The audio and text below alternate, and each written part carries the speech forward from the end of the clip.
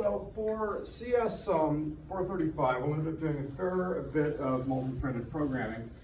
So in our multi-threaded program, you'll have to learn to use some kind of threading library.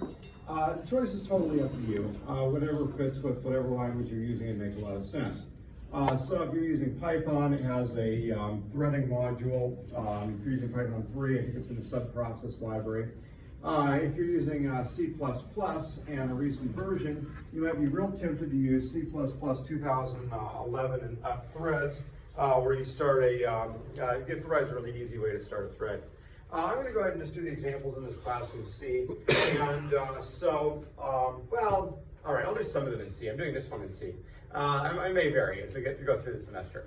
But anyway, this one's in C, and so I'll use P threads.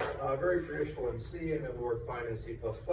And in fact, I think the way the C++ 2011 and up threads are added, they use P threads under the hood. So we'll just use P threads directly. P threads is a pretty nice library. Okay, so in order to start a thread with P threads, I'll just pull command page here, pthread create. And so pthread create works like this. You hear this pthread t, which can refer to your thread later. So if you need to wait for your thread to finish, for example, you can call pthread join and give it as a parameter the thread handle there, identifier. And then you can do that. All right, you can set attributes on your thread if you want to. This morning we don't want to, but if you did, you would make it a pthread attr t right there and pass that in. The next one is the start routine. Like, what function are we going to run when we start running this thread? So it all starts by running some function in this separate thread. And then finally we get an argument. So the void star argument right here actually goes here, ends up right here. So whatever you give it right here will be passed to your thread when your thread is started. The idea behind giving it a void star here, void star, it's a memory address of whatever you wanted it to be a memory address for. It's kind of like, suppose you are making a deal with somebody and you're going to sell them something, but you can't hand it directly to them. So they give you the money for it, and you give them the GPS coordinates where you buried it. Then they can go there and dig up whatever you happen to have buried. So if you don't like them very much, maybe what you buried is a landmine. Anyway, so it's the same kind of thing here. You give it the memory address, like this is where this stuff is. It's, your start routine that you wrote. And so your start routine just has to know how to go find whatever it needed to find that you pass to it. So this lets you send anything you wanted, If what you wanted to send them was, 10,000 golf balls, you can give them the GPS coordinates of, say, a disused septic tank that you put all the golf balls into. All right, so you do the same kind of thing here. You get an array of stuff or whatever you like. Okay, so our program. All right, create, makes it sound like Rust. All right, so I'm not gonna save this thing. I'm not gonna call it T. Everybody will think we're doing C++ and making a template. Thread, sure, all right.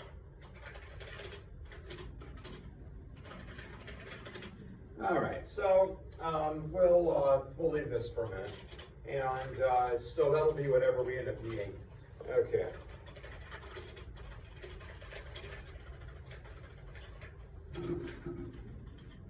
Okay, it'll match whatever parameters this function ends up having. This function is parameters. It gets the chance to return a void star. Let's call it param for the parameter. All right, didn't actually have to delete that. Client thread returns a void star at the end. So if we go back to pthread create over here, start routine right there, void. So it returns a void star, and you can get that back if you want to. You can also return stuff by using a global variable or something like that. Same kind of thing. We can go and bury the treasure wherever we like. In our case, I don't think we actually have anything to do there. All right. So we still need to deal with that. Return 0 isn't dealing with the disconnect. Okay, so when a client connects, we accepted a connection. Now, we need to keep a list of our clients around. Some global is a list of clients. What we get from each client is this client file descriptor right there. It's type int, so we want a list of ints.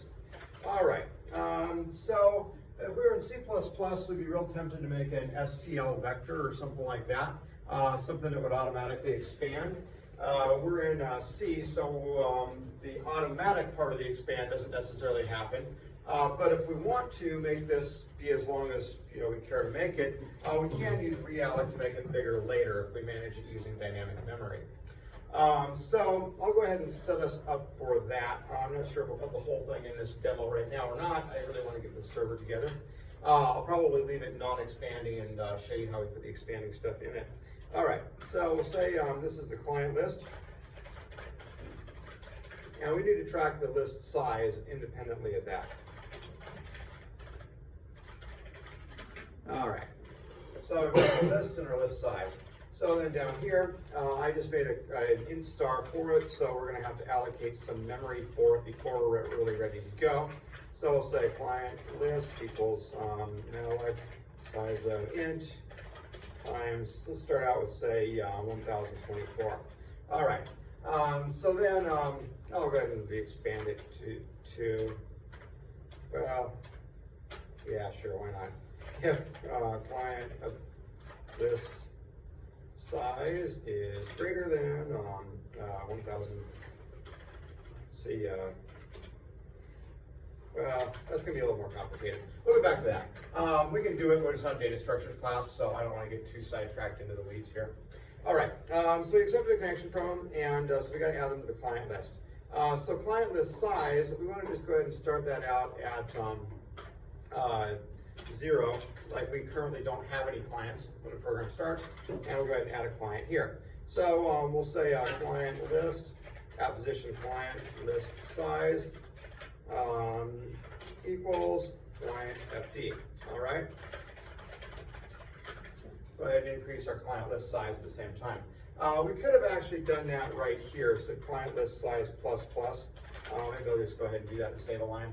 It takes the value of it before it does the incrementation. So the first one gets put in position 0. Position 0 is where we want the first one to be. All right, so we got a client list, and we got a client in it. Cool. All right, so then down here, the main thing we need to know is what client are we talking to? But it might also be kind of nice to know what client is, what's the client's location? Where are they? So then we can identify them, and client at such and such IP address said something. It'd be cool to be able to pull them apart. All right, so we got a couple of things we might want to pass in with pthreads, and they're different data types. We'll just go ahead and use a structure for that. Okay, CT param, it's a client thread param, and I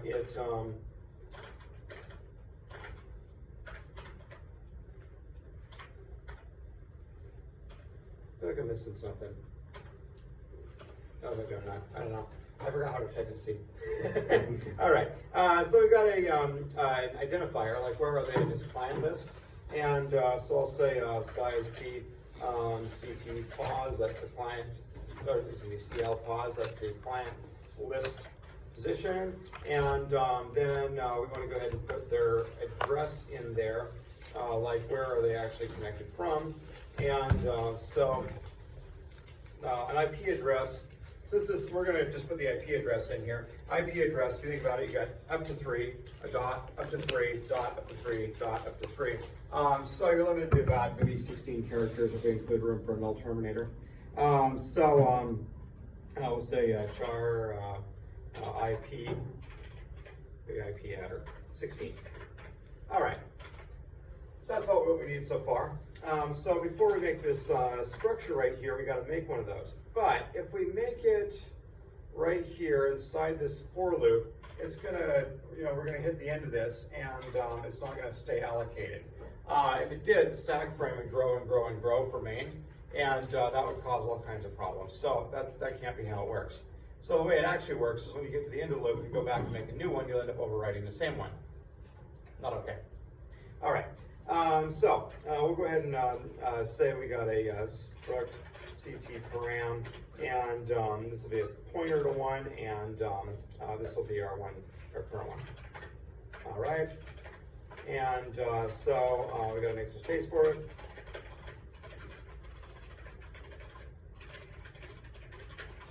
All right, so we allocated enough space for a struct CT param, however much that is. That is about 24 bytes, exactly 24 bytes. And well, it could be about it. So no, it's not. You'll know it's fine. All right. So the struct CTP and CL pause equals. So this will be client list size minus 1 because we already incremented it. And CTP. Well, we got a little bit more complicated here. You can't say CTP arrow IP adder equals the thing that gets IP addresses. That would be this right here.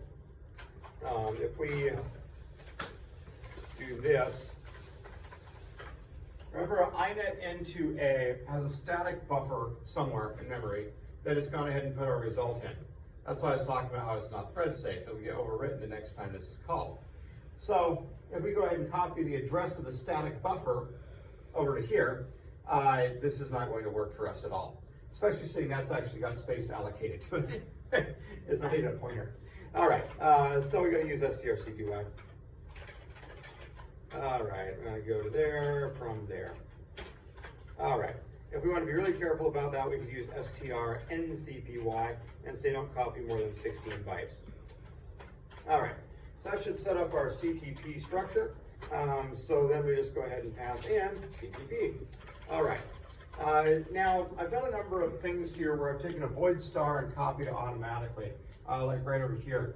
We just malloc returns a void star, we copied it to a struct CT param. Let's go ahead and build this thing and handle the various errors that come up, various places I've typed things wrong.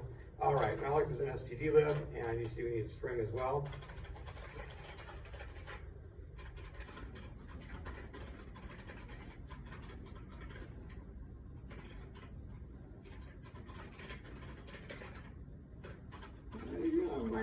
The typing is off my fingers this morning. All right. pthread, yeah. All right, just about there. We'll have a linker error next. There's the linker error, undefined reference to pthread create. All right, now it builds. All right, so let's go ahead and build this with C++.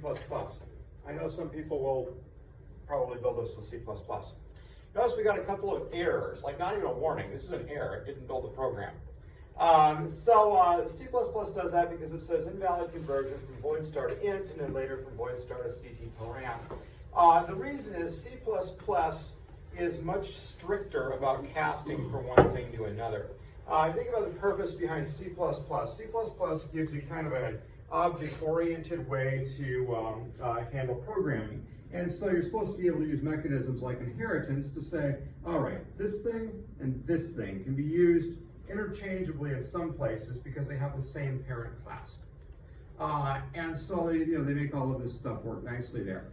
Now in C, in order to make that happen, polymorphism, a lot of times you use a void star. Like void star is kind of like the base class, a memory address. And you can specialize it if you want to. So in C++, that kind of action is discouraged. The idea is you're going to do it in a much safer and friendlier and more reliable way. So C++ is a lot more quick to give you a warning about this kind of stuff. All right, so let's go ahead and make this C++ compatible too, just in case. Do keep in mind that if this is in C, you do not have to. That said, it shouldn't hurt us in C either.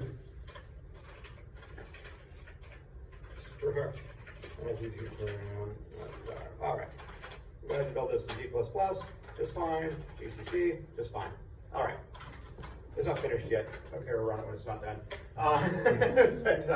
I wanted to show you that with the void stars. Note that neither one actually cared about this right here. CTP is a struct CT param pointer.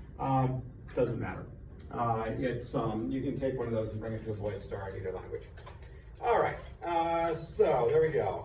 We made our pthread, and thread there is going to go out of scope and go away. It might be a good idea to retain it, but we're not going to for the moment because I can't think of a reason that we actually need it with this program, and it makes it extra work in data structures stuff. All right. So up here in client thread, handle interaction with one particular client. All right. So we've got our client. We got this void star param. If I go ahead and say right up here that we're going to take a struct CT param, it's probably going to cause us a problem. Give us this warning in GCC. I suspect G++ will concur. Oh, a little bit more dramatically. That one's an actual error. But either way, neither one is particularly happy with that situation. If we just went ahead and build it anyway in a C++ or the C compiler, it would work. But the complaint that they have is now client thread does not match the expected profile for what we expect to call here. And so it's saying that there's a potential problem there. All right, this is more to make the compiler happy than anything else. I'm going to go ahead and make a struct CT param star called CTP. That's our parameters, and it's going to equal param. All right, should be happy in both of them. All right, fine. It's not happy in both of them.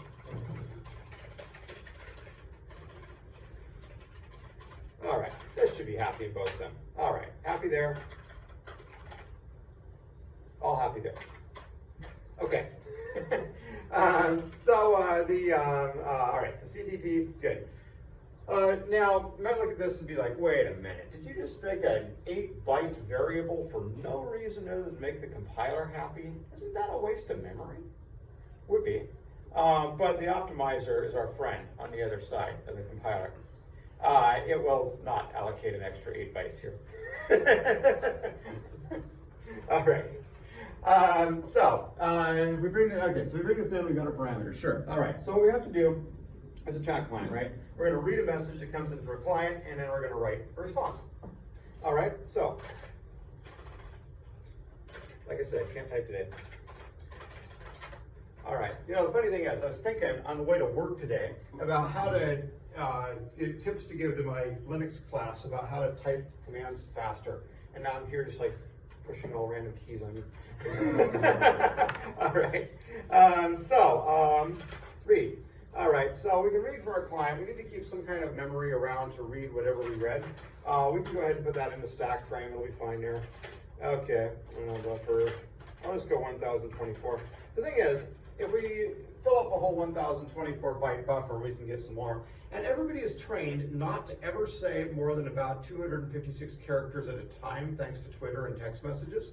And so nobody actually can conceive of a thought longer than that anymore.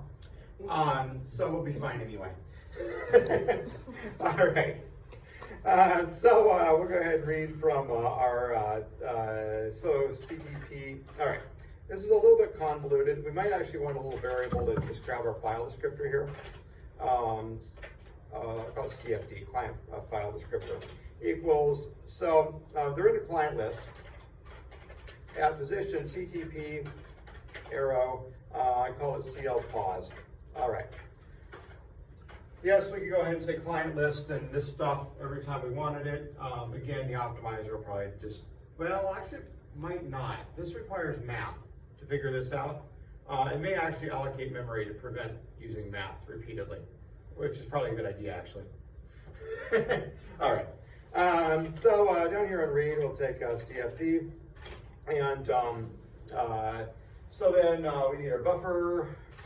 We need to read no more than 1024 at a time. Now, I'm going to go ahead and say no more than 1023. And the reason is, read does not automatically add a null terminator. You know, I don't care. I was going to say, read doesn't add a null terminator automatically. People run into this a lot. You go ahead and read something and expecting it to be null terminated, and it's not. The reason is, read is not a string function. Read reads whatever you would like it to read, and this includes binary data. And if what you are reading is, say, a compressed movie where every byte matters for the next byte, you might not appreciate it if it sticks zeros in various places inside it. So read doesn't add a null terminator. You have to do that yourself if you want one. All right.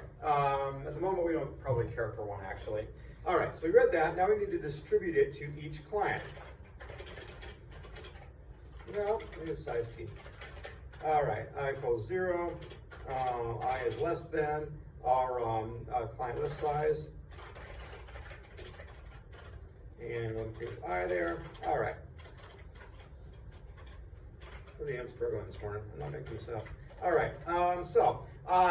There is one person. Well, we can send it back to the person that did it. That's fine. We can echo it back. Because if you're actually running a chat client, you usually expect to see a log appear. And so if we just send it back, I mean, sure, it's a waste of a packet, but it'll be an expedient way to make that happen. All right. We're just gonna go ahead and send this to each client. So for each client in this list, we'll say write client list at position I and our buffer, and we need to know how much we read. So I'm going to go ahead and record that. I'll go ahead and allocate a variable here. All right, so that's readlen. Okay, readlen is a signed size t. That one is not a typo. You can probably tell because my editor turned it green. It's a size t that's signed. The favorite size of snakes. All right. So I make that joke way too often. I don't even think it's funny anymore. I just say it. All right. So I'll go ahead and write that back out. Now we know which client it is, and so we could actually go ahead and add that. We'll go ahead and test this thing and make it work and make it a little fancier. A couple of niceties. All right, so that writes that thing out right there. I'll leave these braces because if we end up adding on as some identifier, if we sent this, we might end up with a couple of lines in there. Okay, then we'll go back up and we'll read again. All right, we won't handle disconnecting. We won't handle any other errors like clients that have already disconnected. So this is going to be like the extra fragile server. I think I'm going to fix the projector. If I do that, that's going to cause all kinds of problems for your videoing. It's okay, I'll just flip the screen. All right, we'll go ahead and test this thing out. Okay, there's 2 screens, and so we'll go ahead and start a server, except I forgot what port it listens on, 5141. All right, so hopefully it's on. 5141. Hey, we just accepted the connection from in this room. So if we say something, it echoes it back to us. Cool. All right, so let's go ahead and I'll just split this direction. All right, let's connect another one. Actually, I should go somewhere else. That way we can tell them, well, we don't identify them anyway, but whatever. Software.lcccu 5141.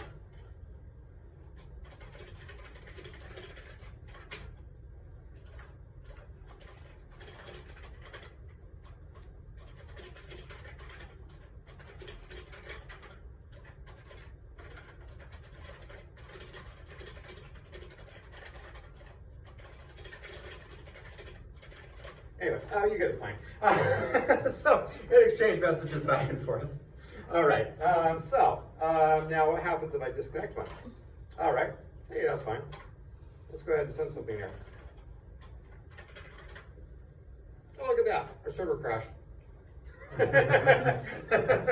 Okay, so yes, it crashed. We're getting there. It's not awful. So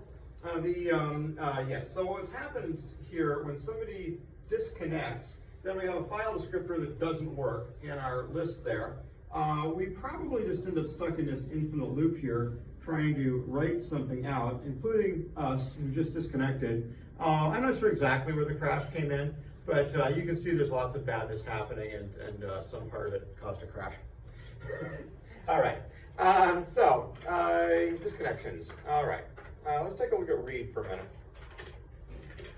I realize this is a very familiar function, but actually I opened up the man page on my home computer, so maybe it's a different one. All right, the return value. So on success, the number of bytes read is returned. Cool. 0 indicates an end of file.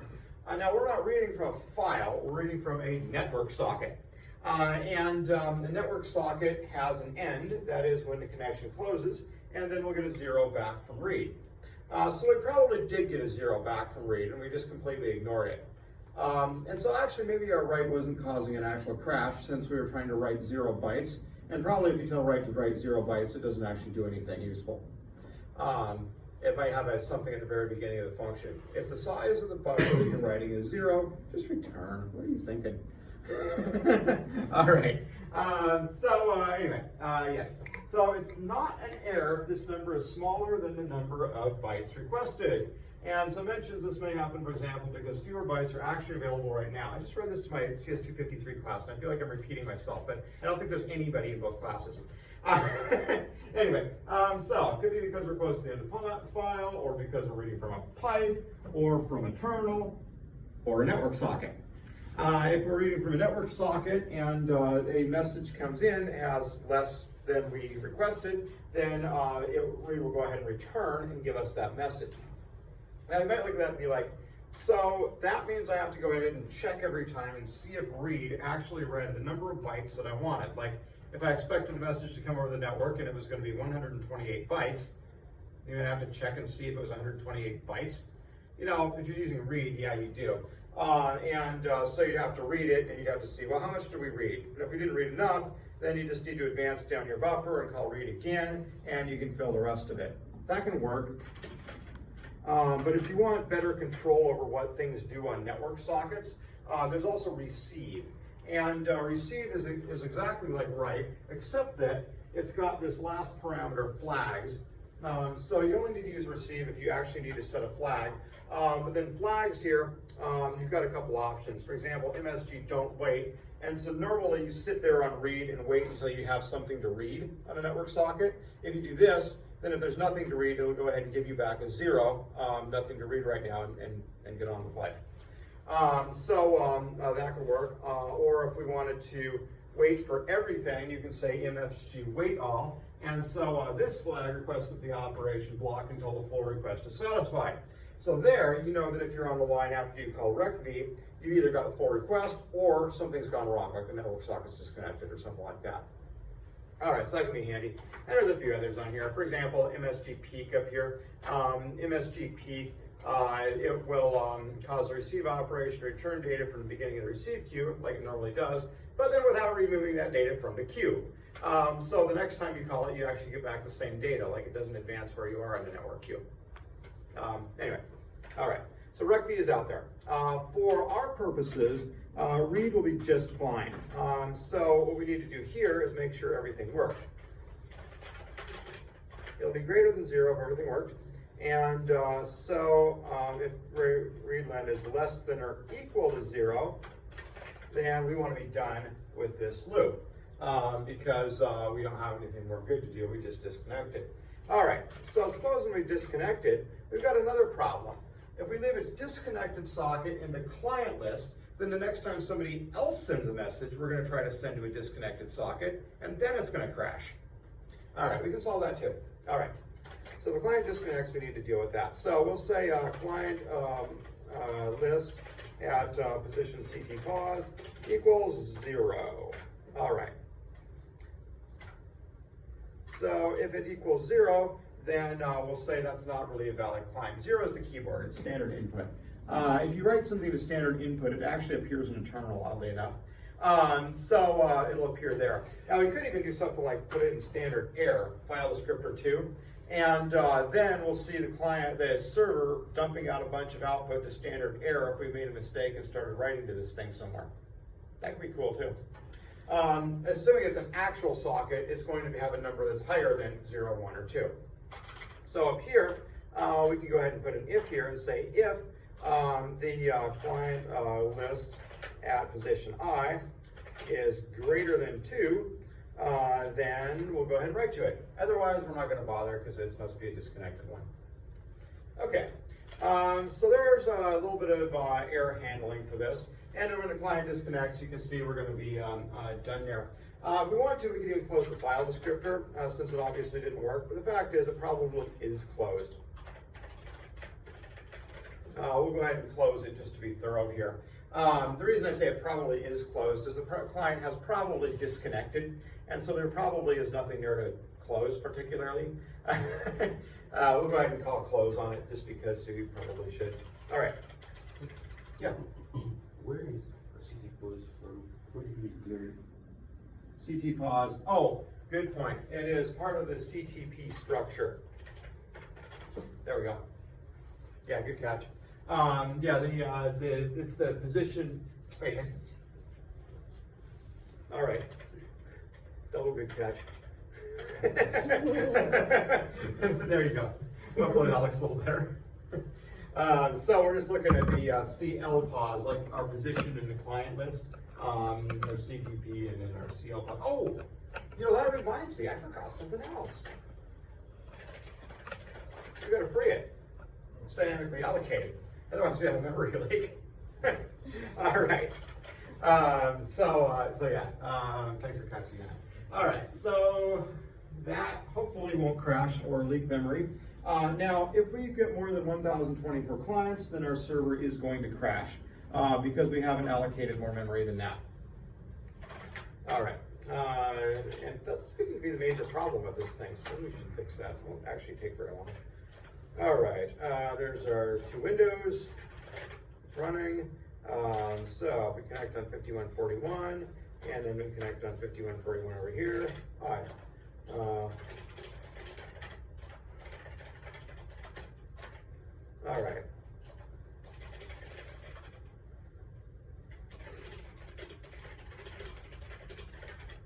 Yeah, anyway, keep working.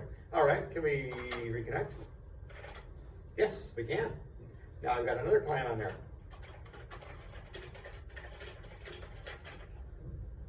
All right. Yeah, anyway, keeps working. Okay, good, all right, getting there. One more, well, a couple more little features, stuff you should probably do. It would be awful nice if it said who said things. Most chat clients are sort of expected to. We could ask them their name and make this a more complicated protocol. I don't think we want to take the example that far necessarily, but we'll go ahead and at least say who wrote it. We'll go ahead and write. So we have the IP address in CTP and IP adder, and so I'm going to send this to client list. There's an I. All right, there's our IP address and whatnot. I almost feel like this would be a good time to use sprintf, but I think we're probably okay. All right, that probably includes the null terminator with strlen. So we'll de-include the null terminator because we don't probably want to terminate the string at that point. All right, and it would be nice if we had some kind of formatting thing. Okay, we'll say, there we go, that's 3 characters. Okay, so let's see what happens. And then I want to talk briefly about putting 3 in a row like that and what's going to happen when that happens. All right, it's going to work fine as far as this is concerned. Okay, now I'll go ahead and connect that one too. Hi. You can see 24.117.39.7 said hi. How are you? All right. Now we've got, wait, 192.168.18.2. I thought it was 25. Oh, I think my -1 was actually a bad idea. All right. We're going to take out the -1. Maybe it does not include an alternator. Okay. I can run it. You know what else we have to, maybe we already added it. Yeah, we closed the socket again. All right.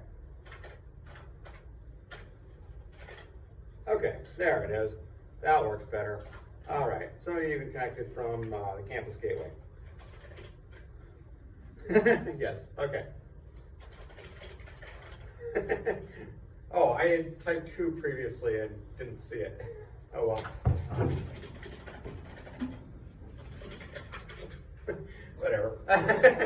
Anyway, the chat server is now working. We can have discussions that are approximately as useful as all of the other chat discussions that happen on the internet. Okay, so the connections come through, we accept things, that works pretty good. It'll work good as long as somebody doesn't decide to do something really irritating.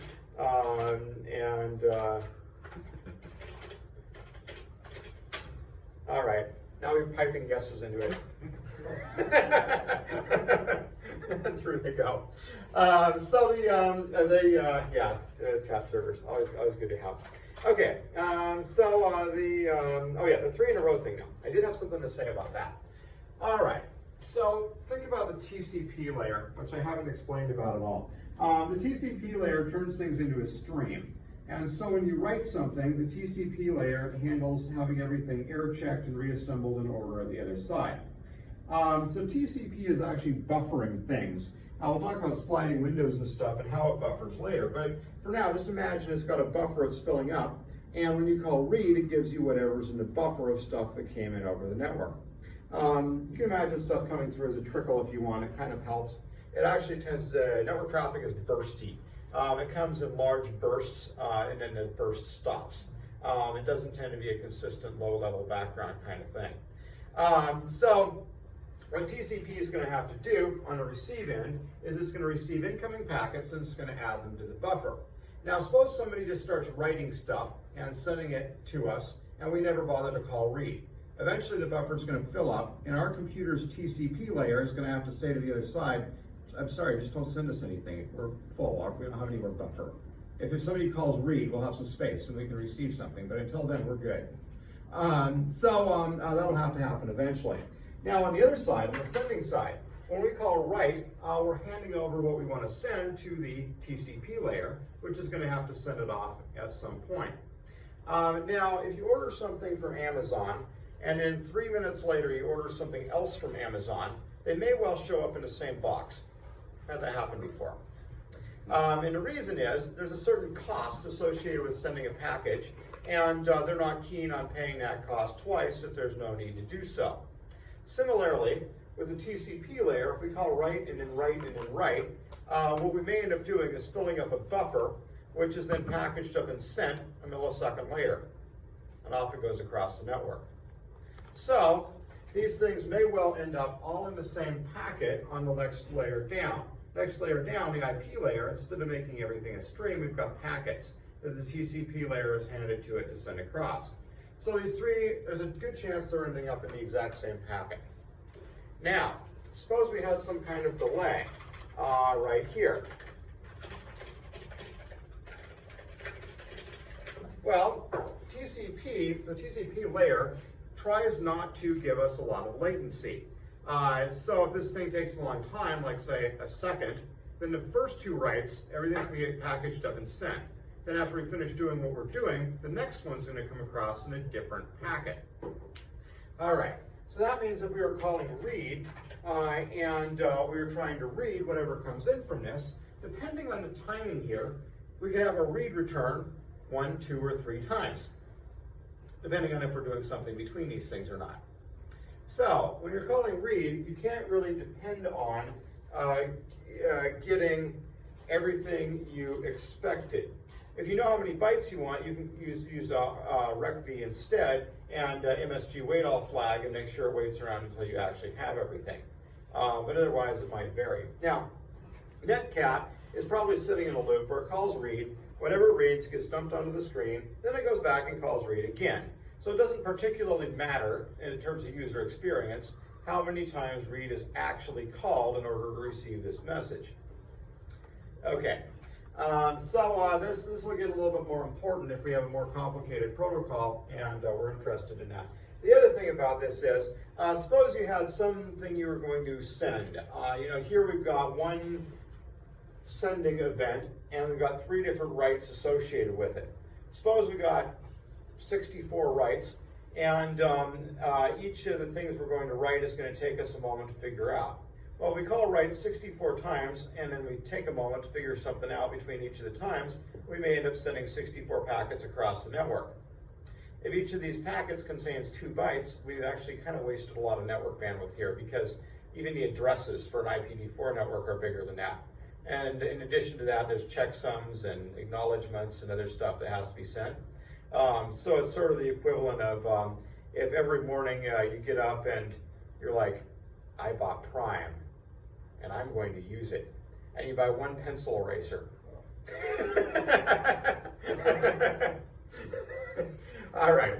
So if you've got that kind of situation, you might actually want to queue up your entire message in a buffer and then call write once, and that'll put it all in one packet. Okay. So there's yeah, kind of a note on that. All right. So that's right, and sending this stuff with this multi-threaded server, and should take care of that. So now we got identifiers. All right. Let's go ahead and just fix this last bit here, because it's going to bug me if we leave something strange like this. Client list mem. Okay, and so the amount of client list memory we have is going to be initialized to 1024 down here. That's how much we allocated. When I'm talking about 1024 integers, it's actually 4096 bytes, 4 per integer on this architecture. So then down here, when we go ahead and add one, we got to go ahead and check list client list size is greater than or equal to the client list mem. Then we'll go ahead and reallocate that. Yeah, I want it. All right, so I'll say client list equals realloc. Go ahead and do our cast here to make this work. Okay, I've got the parameters for realloc, so I always do. All right, realloc, you give it a pointer, and then you give it a size. What I can never remember is if it has one size or if it's got two, the way calloc does. Anyway, okay. There's our pointer to it, and in the new size, we'll say line list mem plus 1024. We want to take this whole thing and multiply it times size of 10. All right, and I did intend that direction, but I also intended that direction. Okay. Okay. It works unless our computer's out of memory and realloc fails. If realloc fails, it'll return a 0 as the client list, and then we'll try to dereference a 0, and then the whole thing will crash. All right. So it crashes if the computer runs out of memory. Okay. So there we go. There's a reallocator, and so I don't know if I actually want to connect 1024 clients to test this, but yeah. Oh. Except I introduced a bug. Yeah, all right. So the size of int times, because this is not a math class. I was actually thinking it was a cast in my head when I did it. All right. So there we go. Let me make sure it compiles with G++, and it does. All right. One other note on the writes. I should have mentioned this before, but I forgot. All right. So we're doing it with 3 writes this way. We also have a potential race condition here if 2 clients send a message at the exact same time. If that happens, we could end up with interleaved writes, which will cause gibberish. It's fairly unlikely to happen, but if we wanted to solve this problem, and in this little chat server we don't, but if we did, and you probably will have to in the lurk server, otherwise the bot test will break it. What you want is kind of a list of mutexes, 1 mutex per client file descriptor. And then if you're busy sending to a file descriptor, you have to go ahead and lock the mutex first, and then send your message, and then unlock the mutex. And that way you won't end up with dueling writes. Write is not necessarily thread safe, even if we reduce this to 1. If you call 2 writes at the exact same time, you can end up with some gibberish there. So you do end up needing a list of mutexes to handle it. All right, not that hard to do. We'll talk about mutual exclusion devices a little bit more later. Don't want to get into it for this little example, because this little example, you'd have to set up a script that times it right to actually expose this race condition. It'd be a little hard to do it. All right, so I think that's the bones of a multi-threaded server. All right, continuing down our pieces. Oh, remote math server. I do kind of actually want to do that because I want to do a binary protocol. But we did a really simple chat server. That was cool. We handled disconnection, identifying, and we haven't dealt with the UI problem. I think you saw it at least once. I wrote like who or something and cased it wrong and whatnot, and I sent myself a message, and then I didn't realize I'd already sent it because I was looking at the message I'd sent. Anyway, so we have the UI problem. We'll get to UI later. Let's talk about binary protocols first. All right, so that's the chat server. Chat server is cool. All right. Let's go ahead and make a math server. Okay, and we'll go ahead and make a math client too.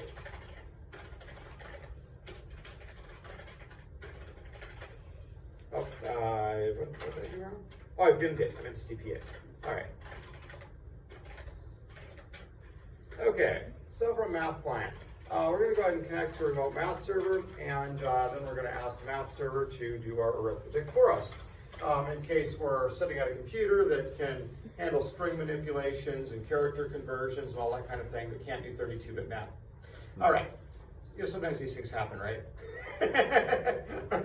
All right, we need to know which numbers we're actually supposed to be adding up. So I'll go ahead and say we'll specify that as part of our arguments here. And so our first argument is the server, our second argument is the port. We'll say arguments 3 and 4 are the two numbers that we wanted to add up. All right, so the first number and N2, those are our two.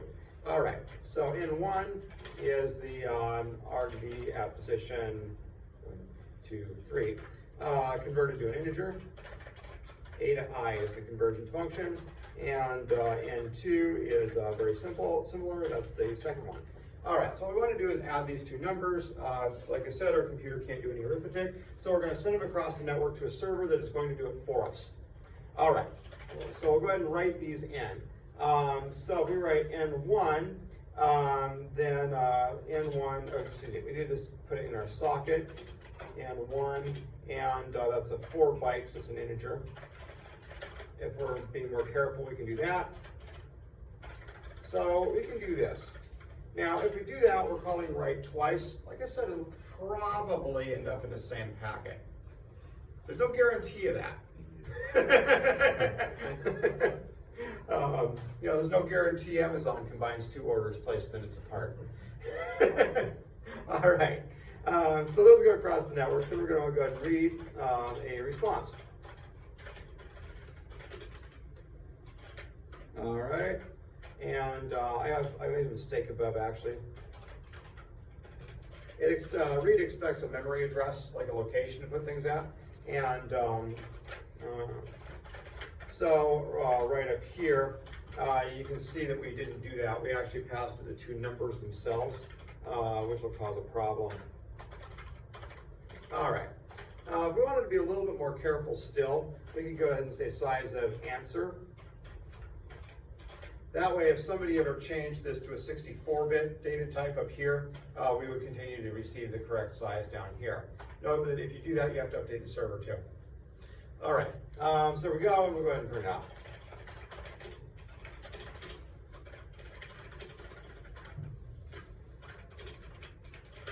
All right, real simple protocol here. The server expects to receive two 32-bit numbers. We did not convert them to big Endian, so it expects to receive little Endian numbers. And then it's going to add them up and return the result. All right, so here's an example of how to send binary data across the network. It's really not that different. You give it the address of wherever the data is stored, the size that the data is, and across the network it goes. Okay, so then on the receiving side, all right, math server. So we're not going to write good morning. That would not be expected at all. So we'll go ahead and receive both of these things. All right, a couple options on read. We can read them into an array in one call. Let's go ahead and do that. It might expose a problem. We'll see. If it doesn't, we'll make the problem happen, and then I'll show it to you. All right, so we're going to make an array of 2 integers. So I'll call this numbers, and it's going to be 2. All right, so we're going to read from our client FD into numbers, It is an array, so it is an address, so we're fine. 2 times, well, I could just say size of numbers, although there is a danger in this. Size of numbers is going to work fine here. Size of numbers is 8. But if anybody ever made this a dynamic array, we get the size of a pointer, which incidentally is also 8. So we won't see a problem until somebody compiles it on a Raspberry Pi, having converted it to dynamic memory. But that said, if they did those things, this would cause a problem. All right. So we're going to read that, then we want to add them together. And so resolve equals numbers 0 plus numbers 1. Pretty simple. Right, line. P, resolve, and size of resolve. All right. So there we go. Let's see if this thing works. All right. I'll call it MS for math server. All right. There's the math server running. I want to actually do this across the network, so actually, where's Canary? Sometimes network issues show up better if you have a slow network. All right, here's Canary. There's a lot of these speed. Just 435 examples. MC math client right here. Can we resolve it? Okay.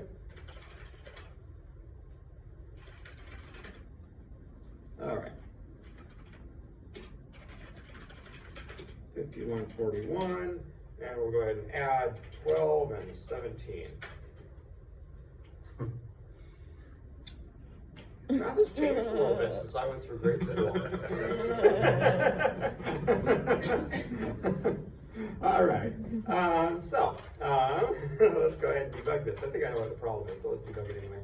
All right, so we went ahead and read this. Let's say go to printf, we will add %d and %d.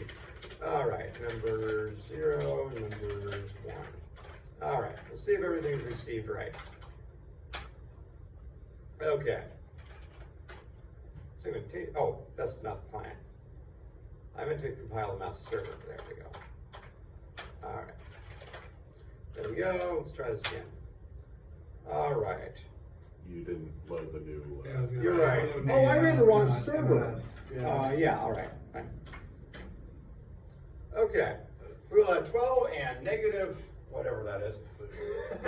All right. So let's go ahead and change the way our math client sends just a little bit.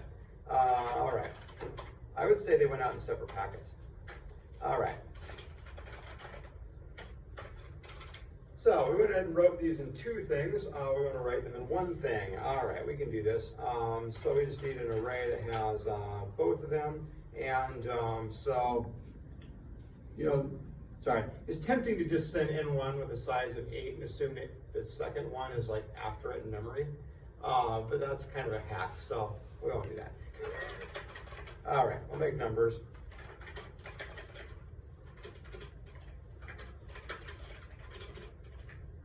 All right, there's our 2 numbers. And instead of these 2, we'll go ahead and write numbers. Sorry, it's going to SVT numbers. And we want, size of, there we go. All right. So now we want to GCC the math client. We want to recopy it over here. All right. Start the server again. Hey, 29, look at that, it works. All right, now, we shouldn't have to do that in our server to make it work. When you're writing a program for networks, you really just shouldn't assume that everything is going to come in 1 packet. When we talk about layers, we'll talk about this problem with frames and frame size. So some Ethernet installations support a thing called jumbo frames, and lets you transmit more data in a single frame. This is down on the Ethernet layer, so we're talking about frames, not packets. All right, so if you send something on a network that supports jumbo frames, the next it goes over a network that doesn't, your packet may actually get fragmented, like put into a bunch of pieces to make it through. It's like when UPS is delivering something and what you decided you wanted to order is a fluorescent tube, like for a ceiling light. But instead of the common 4-foot or 8-foot tubes, you needed a 16-foot, just because you're weird. So you found one spot that had it on eBay and you mailed it. It didn't fit into trucks, they just sawed it into 3 pieces and delivered it to you. All right, so the exact same thing happens with IPv4. It can. One thing the computers on each side can do is send packets, and if it happens, just like send a smaller one, and maybe it won't. So they can fragment it gently. But anyway, you can't ever really guarantee something's all going to be in one packet. You just don't quite get to know what's going to happen there. So let's go ahead and make our server resilient to the new client.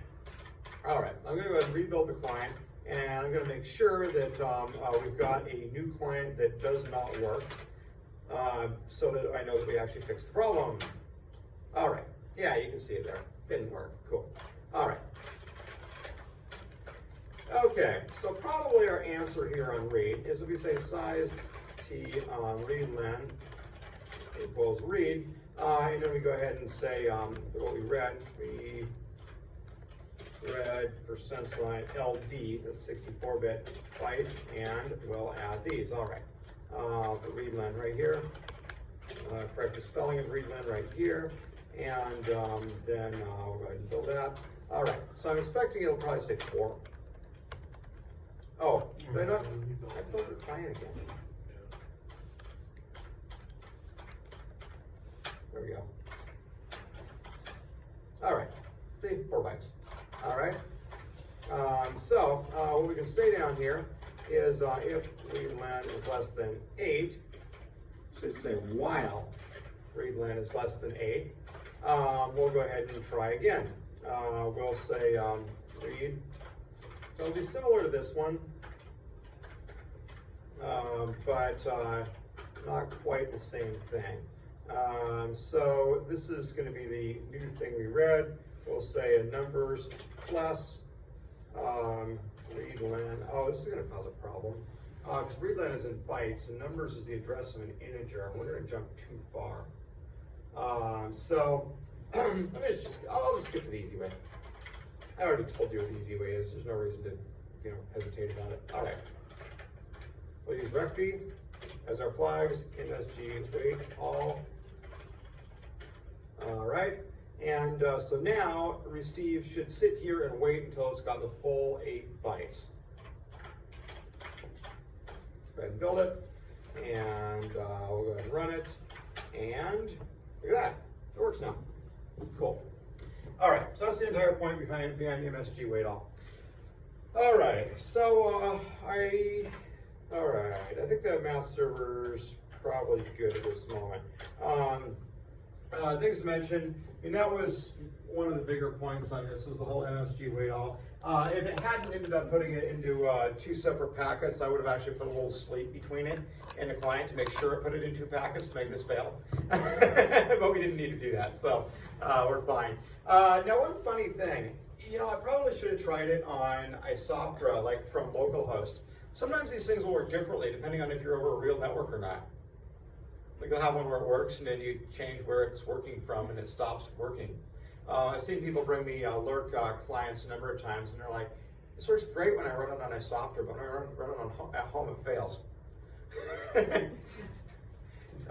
Usually related to this problem. All right, so there's that. Then the other thing I wanted to point out is how to send binary data. So read and write, read and I guess recv now, natively support binary data. There really is nothing different about it. You just go ahead and specify this is the address it's at, and off it goes. Now, the thing that turns out to be more difficult a lot of times in binary data is sometimes the field widths aren't quite as you might expect.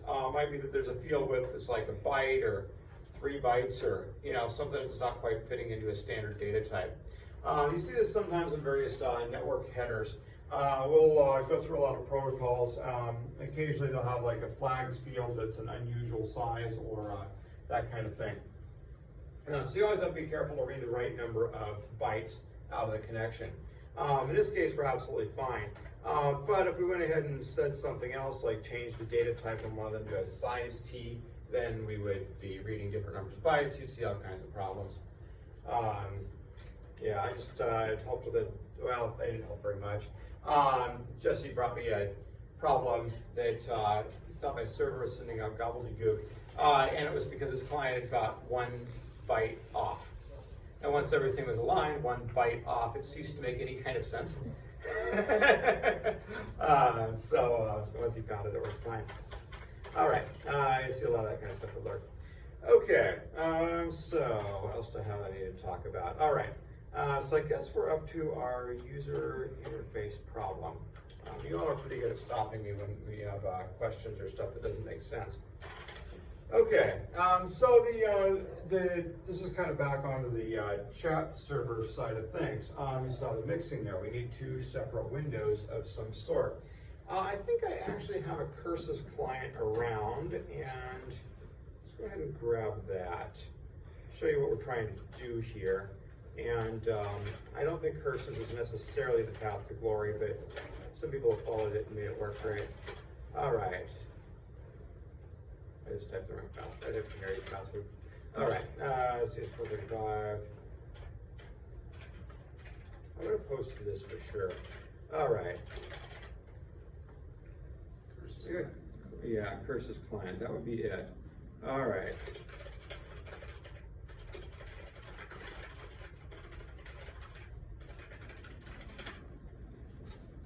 Okay. Let's go ahead and build this thing and see if it's right.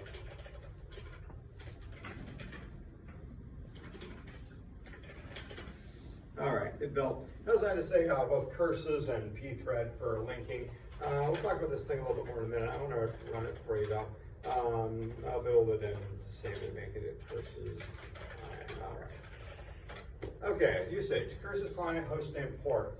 So this thing will actually work as an OK chat server. I'll go ahead and start the chat server running on a soft right here. All right, CS-435 examples. Forgot the other one. Okay.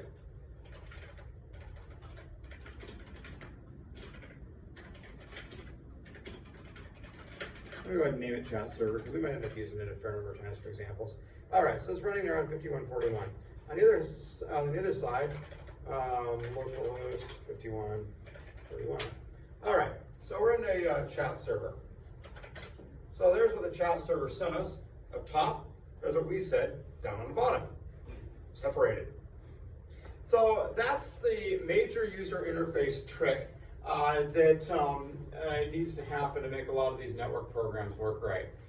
It's just separating the input and output area. Now with Lurk and Lurk clients, when we get to that, you'll have a lot more to do. But this is kind of the start of things on this. All right, so that's the Curses client. You can disconnect from it. All right, it is 164 lines.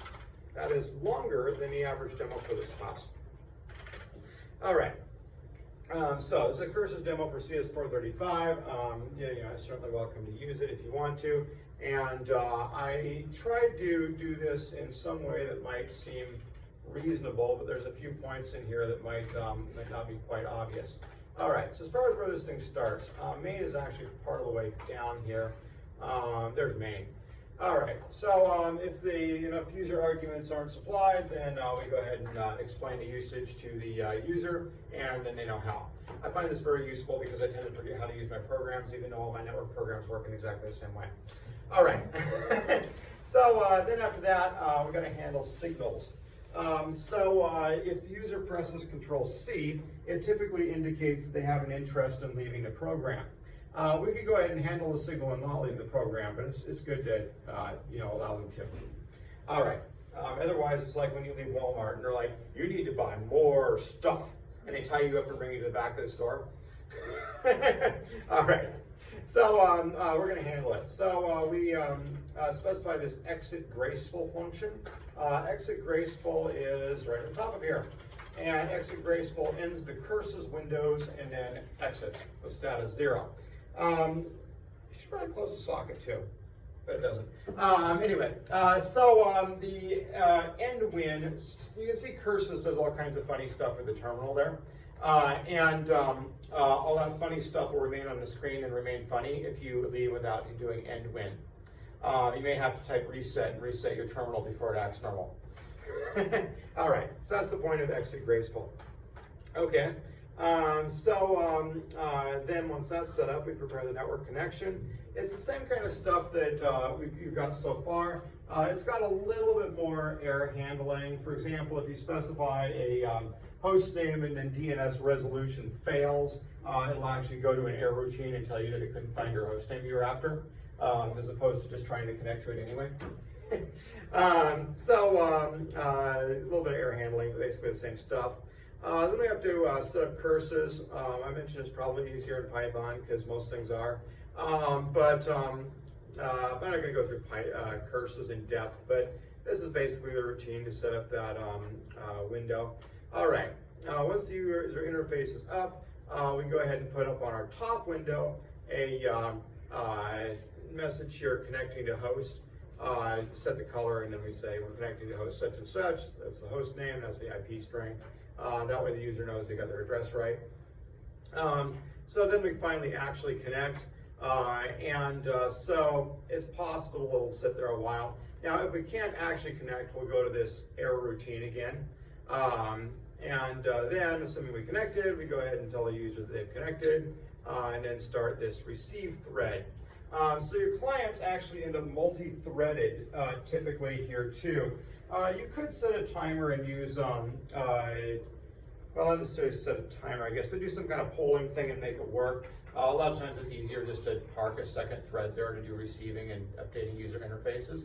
The only trouble you have there is occasionally you'll have a user interface or GUI library that doesn't like your multi-threading and it has some kind of race condition resulting from it. You have to watch for that. But generally speaking, multi-threading these is a pretty easy way to go. All right, so we go ahead and make a new thread just to go ahead and wait and receive stuff and update the top window. Then on the bottom window, we enter this infinite loop here where we just wait for the user to input something, and when they input something, we go ahead and deal with it. They're allowed to input an entire megabyte, which is a little bit excessive, but computers have lots of memory these days. People have fast fingers. All right, so that's the thread right there. The receive thread is really pretty simple. We also can receive a megabyte at once. Again, it's quite excessive. And especially saying if they send a kilobyte, we could come back and get another kilobyte later. It's not like we're stuck with that kilobyte as our, the one message to last us the rest of our lives. We go ahead and have this receive, and so we can go ahead and read the whole thing. If there's a problem with that, if read size is 0, then we've got a connection terminated, and we got to run out our connection terminated message. Otherwise, we've got our string there, and we just go ahead and place it in the top window. All right, straightforward, except that I didn't read you the curses code, and that's the part you end up cursing after a while. Anyway, that's there. We'll talk a little bit more about network user interface and a GUI toolkit at some point. On Monday, we might talk about work protocol, or we might talk about interface. But either way, what we're working towards here is getting everybody ready to start writing the client. All right, I'll see you next time.